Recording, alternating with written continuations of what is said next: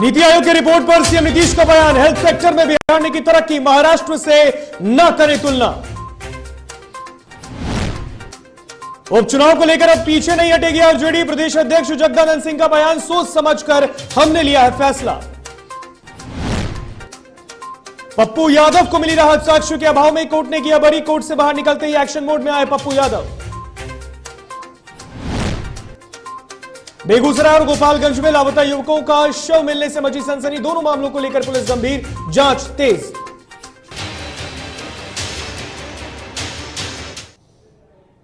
नमस्कार, आप देख रहे हैं डीटीवी भारत और मैं हूं आपके साथ ऋतिक। और इस वक्त की एक बड़ी खबर राजधानी पटना से आ रही है, जहां नीति आयोग की रिपोर्ट पर मुख्यमंत्री नीतीश कुमार ने जवाब दिया है, प्रतिक्रिया दी है मुख्यमंत्री नीतीश कुमार ने। उन्होंने कहा है कि बिहार हेल्थ सेक्टर में बिहार ने तरक्की किया है। सीएम नीतीश का बयान नीति आयोग की रिपोर्ट पर, महाराष्ट्र से बिहार की तुलना संभव नहीं है, यह बयान मुख्यमंत्री नीतीश कुमार ने दिया है नीति आयोग की रिपोर्ट पर। 2006 से मुफ्त दवा देने की व्यवस्था बिहार में जारी है। बिहार में स्वास्थ्य व्यवस्था ने आगे बढ़कर काम किया, आगे नीति आयोग को पूरी जानकारी देंगे। ये बयान बिहार के मुख्यमंत्री नीतीश कुमार का नीति आयोग की रिपोर्ट पर। तो इस वक्त की बड़ी खबर, आज जनता दरबार के बाद मुख्यमंत्री ने मीडिया से बात करते हुए नीति आयोग की रिपोर्ट पर प्रतिक्रिया दी, अपना जवाब दिया। उन्होंने कहा कि बिहार महाराष्ट्र और उत्तर प्रदेश के बाद तीसरा ऐसा राज्य है जो पॉपुलेशन के मामले में आता है। हर चीज यहां पर है, हर एक व्यवस्था पुरजोर तरीके से है। बिहार में स्वास्थ्य व्यवस्था भी बिल्कुल ठीक है। अब उन्होंने ये बयान दिया है, उन्होंने कहा कि आगे भी नीति आयोग को रिपोर्ट हम पेश करेंगे। नीति आयोग किस तरीके से काम कर रही है वो नीति आयोग जाने। मुख्यमंत्री नीतीश कुमार का बयान, सब जा रहा है नीति आयोग को। एक बात आप जान लीजिए, पहले भी आया है तो नीति आयोग को भेजा गया, आगे भी आ गया हेल्थ के मामले में। नीति आयोग किस विषय पर काम कर रहा है, आप जरा इसके बारे में गौर करिए। सारे देश को अगर आप एक ही मान करके चल रहे हैं, एक ही प्रकार मान करके चल रहे हैं, तो ये तो विचित्र बात है ना। हम तो ये कहना चाहते हैं कि जरा सा बताइए कि बिहार की क्या स्थिति है। बिहार आबादी के दृष्टिकोण से देश में तीसरे नंबर पर है, यूपी और महाराष्ट्र के बाद बिहार, और क्षेत्रफल के हिसाब से 12वें नंबर पर है। और 1 स्क्वायर किलोमीटर पर जो आबादी है बिहार में, वो देश में कहीं नहीं है, शायद ही दुनिया के किसी जगह पर है। ऐसी परिस्थिति में बिहार है। और जब से बिहार के लोगों ने हम लोगों को काम करने का मौका दिया है, एक एक विषय पर काम करके हम लोगों ने किया। आप जरा बताइए, हेल्थ के मामले में पहले क्या स्थिति थी, सबको पता है ना। इसके बारे में तो पूरी बात हुई 2006 में, फरवरी तक ही हम लोगों ने सर्वेक्षण करा लिया, और सर्वेक्षण कराने के बाद ये पता चला। और उसके पहले भी हम लोग घूमते थे तो गांव के लोग बोलते थे, अपनी तकलीफ बताते थे। और इस पर बिहार के बारे में एक रिपोर्ट भी हमको पढ़ने का मौका मिला था। और इस वक्त एक और बड़ी खबर राजधानी पटना से आ रही है, जहां बिहार आरजेडी प्रदेश अध्यक्ष के तेवर तल्ख है। इस वक्त की बड़ी खबर, अब पार्टी किसी भी हालत में नहीं होगी बैक, ये बयान आरजेडी के प्रदेश अध्यक्ष जगदानंद सिंह का। दरअसल बिहार विधानसभा उपचुनाव को लेकर दोनों सीटों पर महागठबंधन की ओर से राजद ने अपने उम्मीदवारों के नाम का ऐलान कर दिया है, जिसके बाद उन्होंने कहा है कि पार्टी ने सोच समझकर उम्मीदवारों को उतारा है। इस वक्त की बड़ी खबर, कांग्रेस और महागठबंधन के अंदर राजद में रात छिड़ गई, किसी के बयान से पार्टी को नहीं पड़ता फर्क। जगदानंद सिंह का यह बयान, उन्होंने कहा है कांग्रेस जो कह रही है, मदन मोहन झा के आरोप का भी पलटवार किया है। 3 बार बातचीत हुई थी, यह बयान जगदानंद सिंह ने भी दिया है। उम्मीदवार के ऐलान से पहले कांग्रेस प्रदेश अध्यक्ष से भी हुई थी बात, यह भी कहा है जगदानंद सिंह आरजेडी के प्रदेश अध्यक्ष। बिहार आरजेडी के प्रदेश अध्यक्ष का तेवर तल्ख है। दरअसल दोनों सीटों पर आरजेडी ने उम्मीदवारों के नाम का ऐलान किया, जिसके बाद कांग्रेस ने कहा है कि महागठबंधन के धर्म का पालन राष्ट्रीय जनता दल ने नहीं निभाया है। जिसके बाद कांग्रेस के प्रदेश अध्यक्ष मदन मोहन झा ने आरजेडी पर आरोप भी लगाया, प्रदेश अध्यक्ष पर भी आरोप लगाया कि उन्होंने बिना कुछ सोचे समझे उम्मीदवार के नाम का ऐलान कर दिया, हमसे पूछा भी नहीं। जिसके बाद आरजेडी प्रदेश अध्यक्ष ने बयान दिया। आरजेडी प्रदेश अध्यक्ष ने बड़ा बयान दिया। उन्होंने कहा कि हमारी 3 बार बातचीत हुई थी उनसे, 3 बार हमने बातचीत की, उम्मीदवार को लेकर बातचीत हुई है और महागठबंधन की ओर से राजद ही उम्मीदवार होगा, अब बैक नहीं होगी राजद। ये किसने कह दिया कि हर सीट पर महागठबंधन लड़ेगी? महागठबंधन हर सीट पर लड़ेगी और आरजेडी हर सीट पर अपनी ताकत के बल पर महागठबंधन के सभी लोगों को जिताने का काम हम करेंगे। सर, एक कल आपने कहा था कि हमारी बात सबसे हो गई है, कांग्रेस से भी हो गई, लेकिन आज कांग्रेस के प्रदेश अध्यक्ष और विधायक दल नेता सब कह रहे हैं कि आरजेडी ने ठीक नहीं किया, गठबंधन धर्म का पालन नहीं किया। पहले किसने कहा कि हमारी बात सबसे नहीं हुई है? मदन मोहन झा से 3 बार बात हुई है। अब सवाल है उनकी क्या इच्छा, किसकी क्या इच्छा, उस पर मैं नहीं कहा हूं। याद रख लीजिए, बार बार आप लोग सहमत असहमत की बात कर रहे थे, मैंने कहा मैंने सबसे बात की है। आपने बात की कांग्रेस भी करे सर कि हम भी उम्मीदवार अपना देंगे, तो लगता है असहमति है आप लोग पे? आप एक बात जान लीजिए, हम लोग महागठबंधन के सभी साथी हैं और इस देश में उग्रवाद और धार्मिक उन्मादियों को कैसे परास्त किया जाए इसमें हम लोग लगे हुए हैं। महागठबंधन हर सीट पर लड़ेगी और आरजेडी हर सीट पर अपनी ताकत के बल पर महागठबंधन के सभी लोगों को जिताने का काम हम करेंगे। कल आपने बयान उन्होंने कहा है बात सबसे हो गई है। तो बिहार आरजेडी प्रदेश अध्यक्ष के तेवर अब भी तल्ख है, उम्मीदवार अब बैक नहीं होगा। महागठबंधन की ओर से राजद ही उम्मीदवारों का ऐलान कर चुका है। हालांकि कांग्रेस ने अब तक ऐसा नहीं किया है, लेकिन कांग्रेस का कहना है कि हम भी अपने उम्मीदवारों के नाम का ऐलान करेंगे। हालांकि उन्होंने यह भी कहा है कि कुशेश्वर स्थान जो है वो पारंपरिक सीट रहा है और इसीलिए अब बैकफुट पे नहीं जाएगी राजद। और इस पर बात करने के लिए हमारे साथ आरजेडी के प्रवक्ता मृत्युंजय तिवारी जुड़ चुके हैं। मृत्युंजय जी, बहुत बहुत स्वागत डीटीवी भारत में आपका। धन्यवाद आपका। मृत्युंजय जी, आरजेडी के प्रदेश अध्यक्ष जगदानंद सिंह ने कह दिया है कि अब आरजेडी बैक नहीं होगी, जो उम्मीदवारों के नाम का ऐलान हो गया है महागठबंधन की ओर से यही अब उम्मीदवार होंगे। टिकट का कल ही हम लोगों ने क्या दिया था कि उम्मीदवार दोनों आरजेडी का ही होगा, तो दोनों उम्मीदवार आरजेडी में दिए हैं सोच समझ करके और जिताऊ उम्मीदवार दिया है। मृत्युंजय जी, कांग्रेस का कहना है कि महागठबंधन धर्म का पालन आरजेडी ने नहीं निभाया है, हमसे बातचीत भी नहीं की। धर्म का पालन आरजेडी निभाते रही है। कांग्रेस पार्टी को ये सोचना चाहिए कि कांग्रेस पार्टी देश में चुनाव लड़ती है तो हम लोग महाराष्ट्र, गुजरात और बिहार के बाहर जाकर उनसे सीट नहीं मांगते। अब बिहार में हम बड़ा भाई हैं, बिहार में हमारा वाजिब हक बनता है और दोनों सीट महागठबंधन को जीतना जरूरी था, इसलिए हम लोग जो है। तो यानी कि राजद को कांग्रेस पे भरोसा नहीं था उम्मीदवारों पे?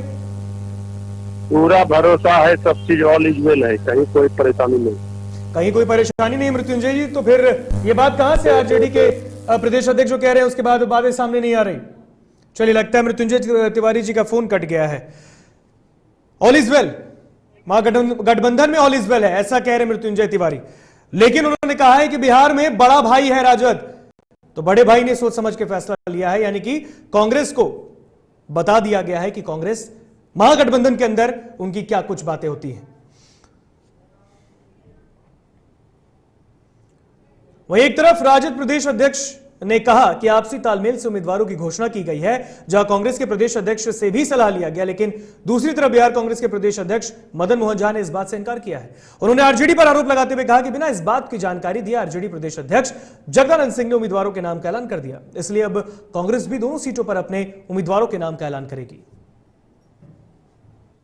तिवारी कहे हैं कि 70 सीट दिए हैं। हमने उनका बयान नहीं देखा। बात हुई थी तो शिवानंद तिवारी नहीं ना है, मान लीजिए जो वो सीनियर लीडर हैं वो क्या बोले इस पर नहीं हमको करना है। तो जो आरजेडी के नेता हैं, लालू प्रसाद जी हैं, तेजस्वी प्रसाद यादव जी हैं, उन लोगों ने तो कोई ऐसा नहीं कहा है।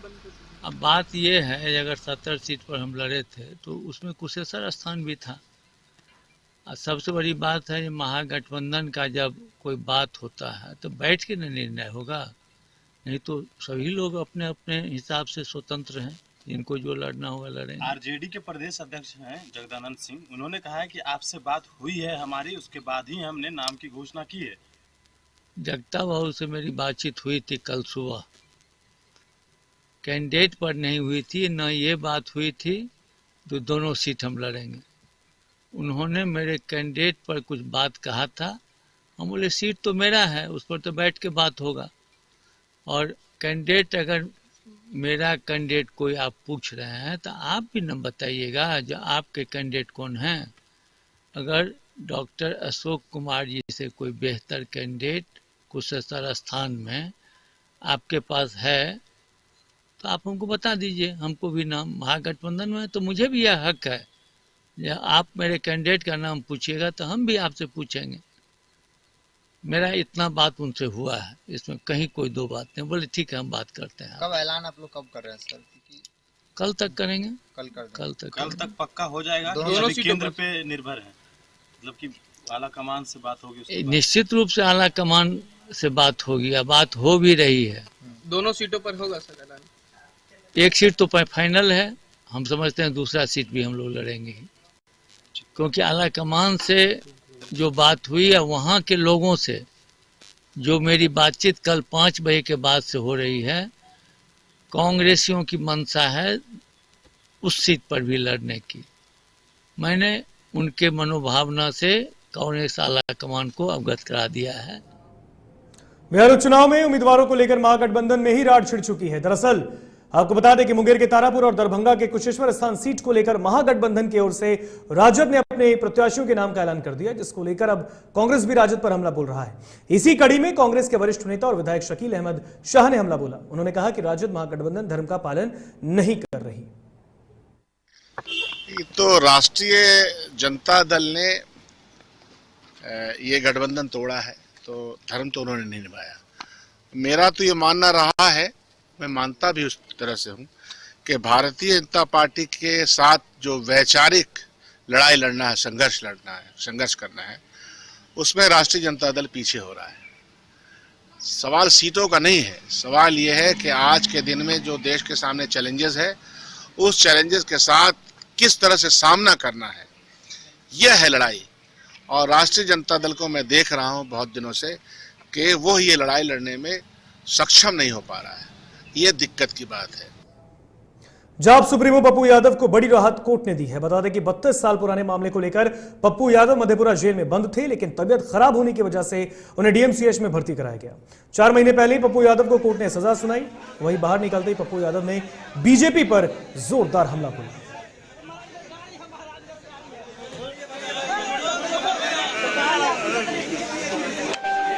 करोड़ों जनता का आशीर्वाद, मैं तो इतने जानता हूँ कि सत्य जीतता है। जितना परेशान, टॉर्चर, कुछ न्याय व्यवस्था आज भी जिंदा है, जिसके चलते लोकतंत्र और संविधान पीछे रहिए।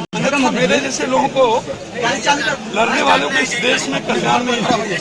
कहीं पर गाड़ी चढ़ा कर मार दो, कहीं पर गोली से मार दो किसानों को, जहां मन आए वहां मार दो, और किसी को एक रूम में कैद करके मार दो। जब मन आए हरियाणा के बॉर्डर पर मार दो, जब मन आए उत्तर प्रदेश में मार दो।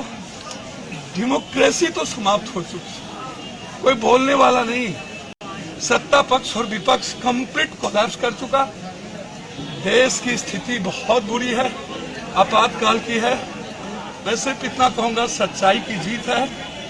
जनता के आशीर्वाद से न्याय व्यवस्था ने जो न्याय दिया, मैं भगवान की तरह उनका स्मरण करता हूं। सत्य कभी परेशान नहीं होता। एक ऐसे केस में मुझे 5 महीना रखा गया, जिसमें आम आदमी को एक दिन नहीं रखा जा सकता। बस इन्हें अपनी गलती को छुपाने के लिए पप्पू यादव को मार देना है, इतना ही करना है। कोई विपक्ष है नहीं, आवाज देना नहीं है। लेकिन मैं सिर्फ इतना कहूंगा, जो घटना उत्तर प्रदेश में घटी है, ये लड़ाई आर पार होगी, इसको ख्याल रखिएगा। और आज मुख्यमंत्री नीतीश कुमार ने जनता दरबार में फरियादियों की शिकायतों को सुना। मुख्यमंत्री नीतीश कुमार ने गृह विभाग, राजस्व और भूमि सुधार विभाग, मद्य निषेध, उत्पाद एवं निबंधन विभाग, निगरानी विभाग, खान भूतत्व विभाग और सामान्य प्रशासन विभाग से संबंधित शिकायतों को सुना। इस दौरान जनता दरबार में संबंधित विभागों के आलाधिकारी भी मौजूद रहे।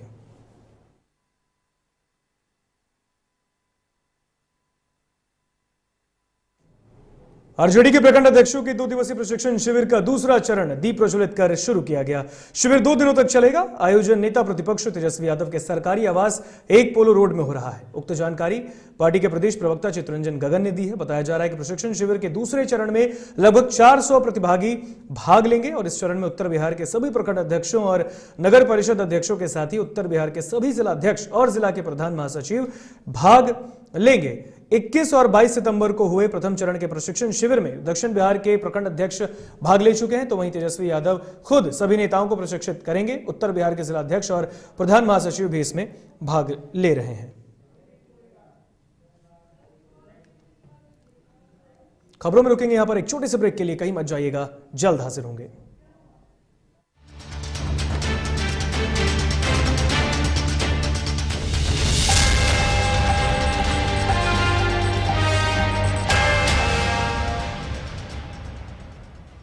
Elite institute. अगर आपके अंदर चाह है तो एलीट आपकी राह है। आईआईटी हो या मेडिकल, आप चाहते हैं अपने आप को उत्कृष्ट दिखाना, आप चाहते हैं खुद को एक आईआईटीएन के रूप में दिखना या मेडिकल के क्षेत्र में आगे बढ़ना, तो एलीट आपके लिए बहुत बड़ी ताकत के साथ आपके सामने है। आइए, खुलिए, बढ़िए, पहुंचिए। Elite institute. दादी, इतने सारे पापड़ बन गए, क्या करें? कच्चा पापड़, पक्का पापड़, एक्स्ट्रा पापड़, इंस्टा पापड़, कक्कर दादी के छत का पापड़ विद ऑनलाइन प्रेजेंस बन गया धाकड़। फोन पे करके ऑर्डर ही ऑर्डर, सब वाह हो गए इसको खाकर। कच्चा पापड़, पक्का पापड़, चंडीगढ़ टू चेन्नई बढ़िया सापड़। कच्चा पापड़, पक्का पापड़, एक्स्ट्रा पापड़, इंस्टा पापड़। बिजनेस बढ़ाओ इंडिया के फास्टेस्ट 4G के साथ। स्पीड से बढ़ो विद वी गिगानेट। घर चाहिए, मकान चाहिए कि चाहिए दुकान, या फिर चाहिए जमीन जायदाद, वो भी बिना ब्रोकर, बिना कमीशन के, 100% लीगल। अधिक जानकारी के लिए देखिए हमारा खास कार्यक्रम बिल्डिंग बाजार।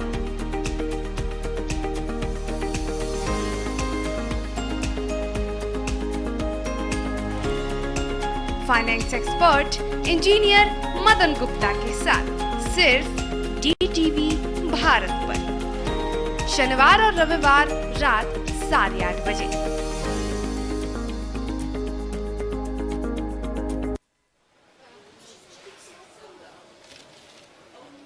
और ये रहा आपका बर्थडे गिफ्ट। पापा, बेटा ये कैसा है? ये दुनिया क्यों न समझे, मेरी दुनिया बदल गई।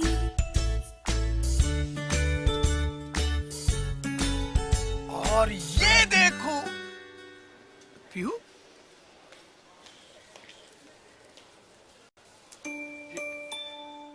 पीहू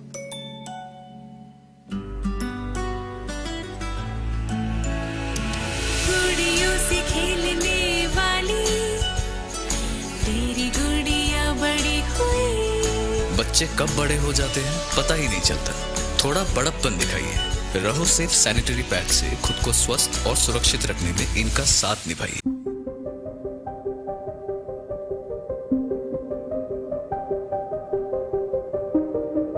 DTV भारत, देश के नाम।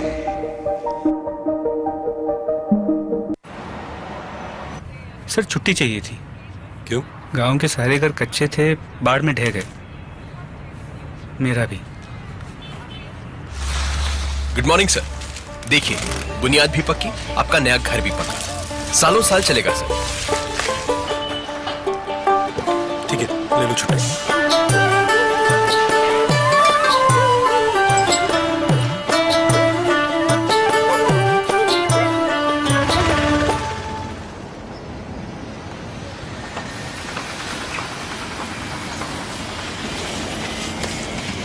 लो, हो गया घर पक्का। छुट्टी कैंसिल।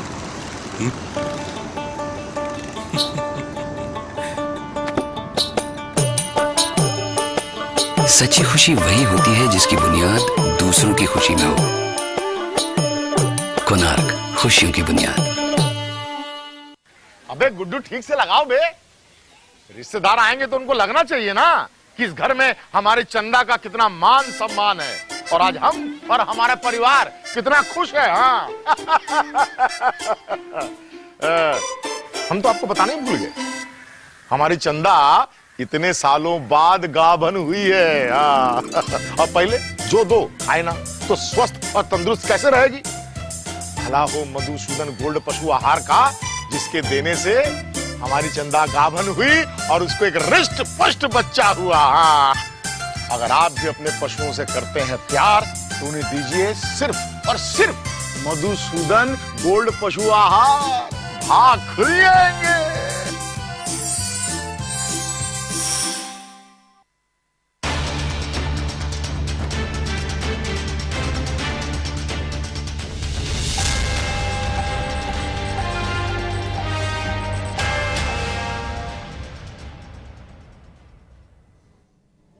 ब्रेक के बाद एक बार फिर स्वागत आपका डीटीवी भारत में। बढ़ते हैं खबरों में आगे। गोपालगंज में जदयू विधायक अमरेंद्र पांडे के भतीजे मुकेश पांडे ने आज हथुआ जिला परिषद क्षेत्र संख्या 18 के लिए अपना नामांकन पर्चा दाखिल किया। बता दें कि मुकेश पांडे बीते वर्ष हथुआ थाना इलाके के रूपनचक गांव में हुए JP Yadav triple murder case मामले में आरोपी हैं, जो फिलहाल जेल में हैं। कोर्ट से पैरोल मिलने के बाद आज उन्होंने पेट्रोलियम से नामांकन का आयोजन किया गया था और इस दौरान भारी समर्थकों के बीच निवर्तमान जिप अध्यक्ष यानी कि जिला परिषद के अध्यक्ष मुकेश पांडे ने अपना नामांकन पर्चा दाखिल किया।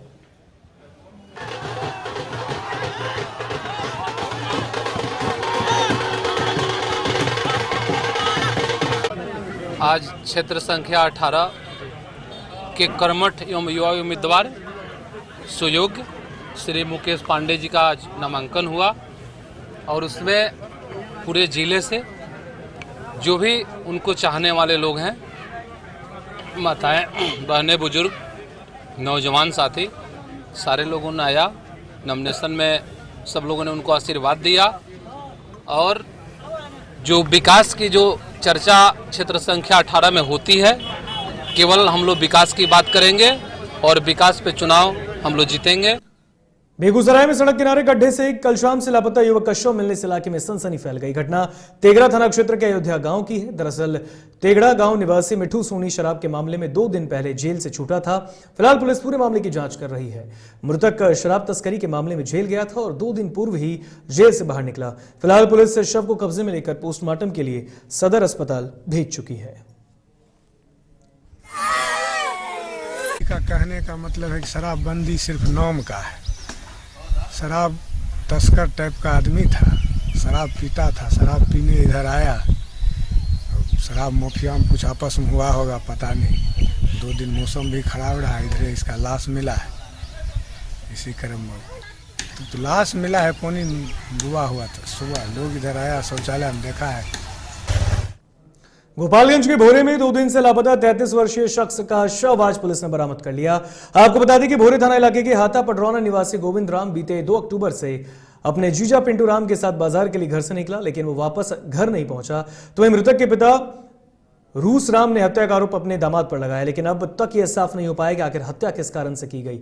बताया जा रहा है कि वो चेन्नई से 3 माह पूर्व अपने घर आया था और उसके 5 बच्चे भी हैं। घटना ऐसे हुई कि जब हम लोग गांव में गए तो पता चला कि इनका लड़का गुम हुआ है। 2 तारीख को 5 बजे शाम से बाजार करने के लिए लामी चौर गया और लामी चौर से फिर वापस नहीं आया। तो रात में हम लोग खोजबीन किए, कहीं कुछ पता नहीं चला। रिश्तेदारी नस्तेदारी में चारों तरफ खोजे, कहीं कुछ पता नहीं चला। इसके बाद हमने कल 1:30 बजे जाकर थाना में मैंने गुमशुदगी का आवेदन दिया। देखिए, रात को हमको सूचना मिली, यही अमरजीत राम है, इन्होंने हमको मोबाइल से फोन किया कि ऐसी क्या घटना है कि कल परसों शाम से न पता है। जिले के मनियारी थाना क्षेत्र के एक गांव में पानी में डूबने से एक बच्चे की मौत हो गई, जिसके बाद परिजनों में चीख पुकार मचने लगा। जानकारी के मुताबिक मनियारी थाना क्षेत्र के अमरख गांव निवासी पप्पू पासवान की 12 वर्षीय बच्ची खेलने जा रही थी, तभी अचानक बच्ची का पांव पानी में जा गिरा, जिससे डूबने से उसकी मौत हो गई। जिसके बाद परिजनों में मातम का माहौल है। सूचना मिली थी कि बच्ची डूब गई है। सत्यापन के लिए आए हमारा गांव में 10 साल की लड़की निधि कुमारी। कागजी प्रक्रिया पूरी करके पोस्टमार्टम के लिए भेज दिया गया। क्या हुआ? खेलने में गए जा रहे थे, गोर छहल गए थे सर, पिछल के गिर गया। हम लोग खोज रहे थे। निधि कुमारी। कितना उम्र था? 12-13 था। चलिए बढ़ेंगे अब झारखंड की तरफ। झारखंड प्रदेश कांग्रेस के अध्यक्ष राजेश ठाकुर ने वीडियो जर्नलिस्ट बैजनाथ महतो के निधन पर गहरा दुख व्यक्त किया है। प्रदेश अध्यक्ष ने शोक संवेदना व्यक्त करते हुए कहा कि ईश्वर से दिवंगत आत्मा को शांति प्रदान कर परिवार को दुख की इस घड़ी को सहन करने की शक्ति दे।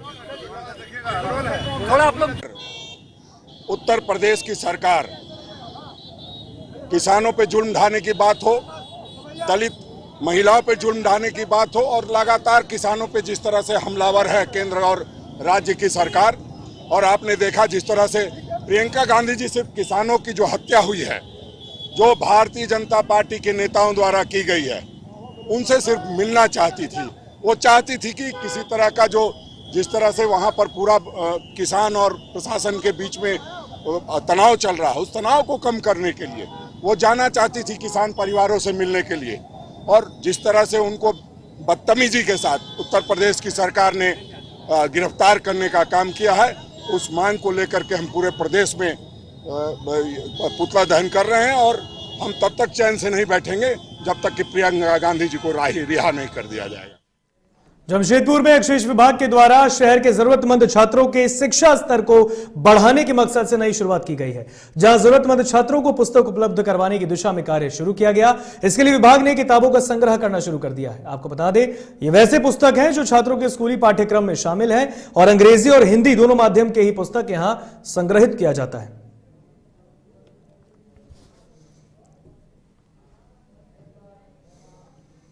जमशेदपुर के मानगो स्थित बस अड्डे के बाहर ठेले वालों से जमशेदपुर अक्षेश के द्वारा अवैध वसूली किए जाने का आरोप भारतीय जनता मोर्चा के नेताओं ने लगाया है। साथ ही इसको लेकर विभागीय कार्यालय के पास जोरदार प्रदर्शन भी किया गया।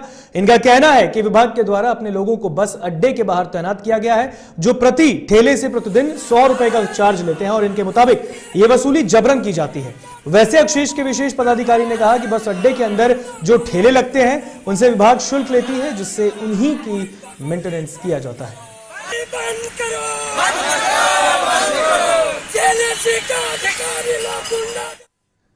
फिलहाल खबरों में बस इतना ही। यहां मुझे दीजिए इजाजत। देखते रहिए DTV भारत। नमस्कार।